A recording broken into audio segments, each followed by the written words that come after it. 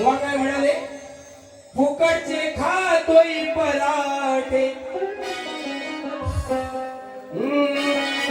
फुकटचे खातोय पराठे, आई खुकला झालाय कराटे.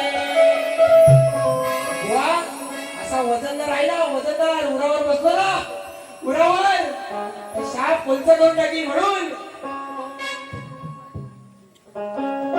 या गुहागरच्या या बायकोला भाजला चांगले आज पराठे.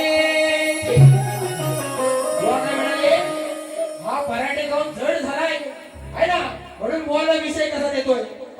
गुहागरच्या या बायकोला भाजला चांगले आज पराठे.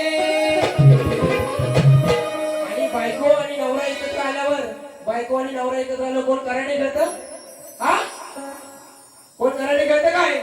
हा म्हणून बुवा नको खेळूया आता कराटे, नको खेळूया आता